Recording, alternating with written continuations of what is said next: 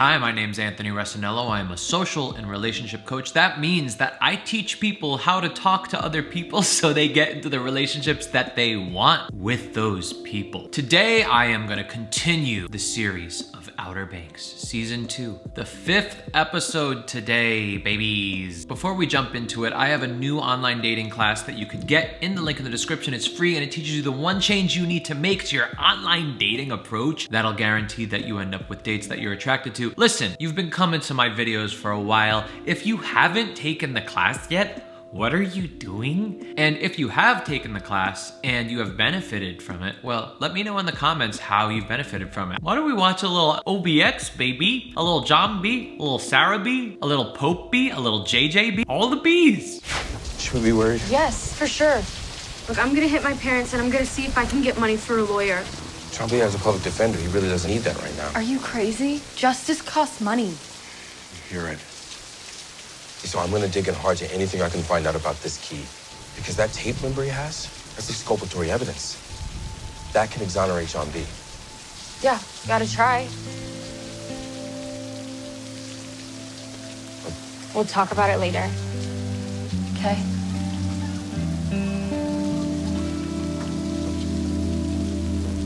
I'm trying to figure out who's the rational one right here because that was juicy. In the last episode, it was Kiara that was putting on the moves despite Pope's logical personality saying, I don't know if we should do this. Now it's the opposite. But I think it's more based on the fact that Kiara is feeling something else right now. So she can't be in a place to feel intimate with Pope, regardless if it's just support that he was trying to give to her. It makes me realize that if you're into the cognitive functions and into Myers-Briggs personality types and stuff like that, my friend Eric Wen taught me all about this. You could see a link to one of his videos right up there, but it's telling me that Kiara is an introverted feeler. You saw how she was exploding out at the courthouse about how she felt. She acts based on her emotions. If it's going in line with what I'm seeing here with Pope, he's more of an introverted thinker and also an extroverted feeler, which means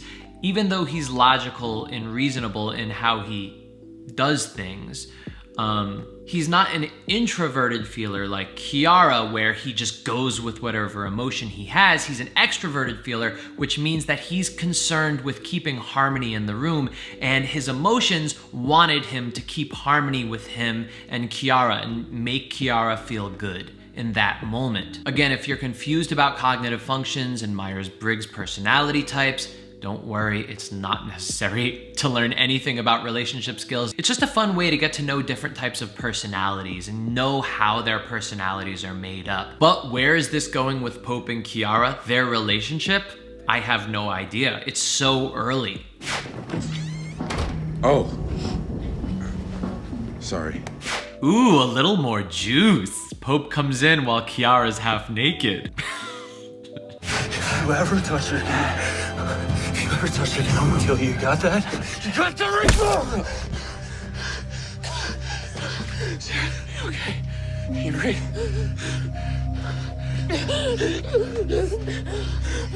So that's really an interesting moment to see Topper fight for his ex-girlfriend, somebody that he definitely probably still loves, and to see Sarah embrace him after obviously something fucking crazy just happened is natural. It's not saying that she's interested in Topper, and I'm sure you could guess that already, but you know, they still had a relationship, they still had friendship, and this is something that I think passes beyond the level of going like, oh, you're hugging your ex-boyfriend? We're way past that shit right now. Stuff is getting serious with Sarah's family. Like, her family is just a bunch of I guess psychopaths. And another thing, it's not really obvious that the rest of the Pogues are there for Sarah as much as John B is. And so John B's not there for her. He can't be. He's in jail getting the shit kicked out of him. And so at this moment, the person that really can be there for Sarah is Topper. Just a really interesting scene. But I'm seriously not even gonna ask. Look, I busted the wrong guy out of jail. Sue me. What? At least I was trying. Why are you always doing such stupid shit? Well, I'm gonna end up in jail anyway, so why does it matter? okay, man? Yeah. Just a doozy of a day.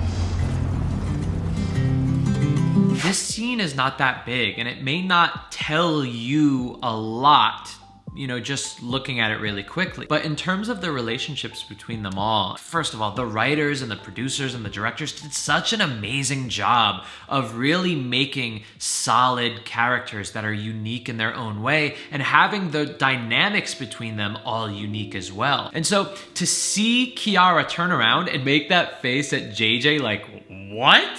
You broke the wrong guy out of jail, just shows how different they really are, even though it seems like their personalities are a lot more emotional, a lot more impulsive, and that's why they're able to kind of have that unique chemistry together. It does seem, in terms of values, as who they want to be in life, and in terms of actually having a real long-term relationship, it really does look like Kiara and Pope have the same headspace. For lack of a better word, it seems like they're just a little bit more mature than JJ is. So while Kiara connects with JJ on that emotional level, on that way where they have that strong chemistry, that playfulness, there's still this disconnect between maturity levels that I'm noticing here. Really interesting, and I can't wait to see it. Once again, because the show's so amazing, I can't wait to see how it plays out.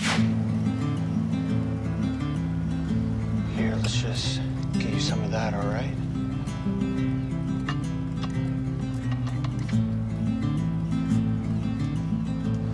First of all, the way the writers have put this together is just there's so much juice involved. It's crazy how smart they were to bring Topper back to Sarah. Can we remove the B from Sarah?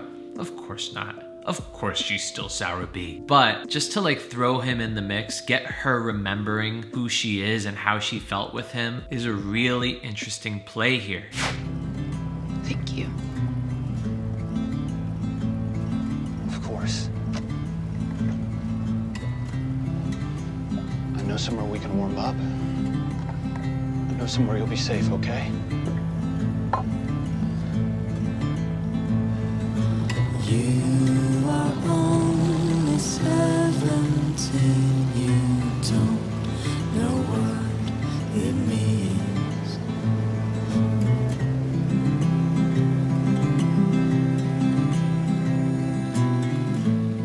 Because their acting is so on point, like it's really good acting, I'm able to really tell what they're communicating in these little micro expressions. And what they're communicating basically is that Topper's a good person. And I said it back in the first season when I was noticing like Topper and Sarah were still dating and they were kind of hooking up, and like Sarah said like, I'm feeling uncomfortable. And if my memory serves me correctly, he was like totally respectful about it. He didn't push her whatsoever. And I think, I mean, this was literally over a year ago that I'm talking about this, but I think I was mentioning how like, listen, he may not be that bad of a guy, that douchey of a guy. And he's really proving it right here by showing, listen, in these little micro expressions, he's saying, listen, I still care for you and I still love you as a friend. This is in no way my way of trying to win you back. And I think I was able to see that in the way that Topper was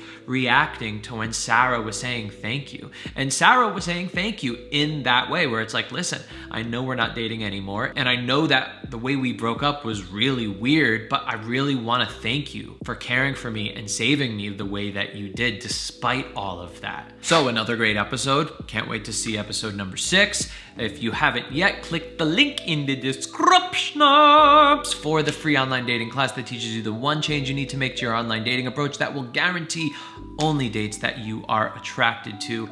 Yes, you click in there, you'll see me again. But I'm actually going to be teaching you something in a more structured level rather than just reacting to something. So you can click that now and you will see me again next Tuesday for another episode of me reacting to the relationships of the Outer Banks.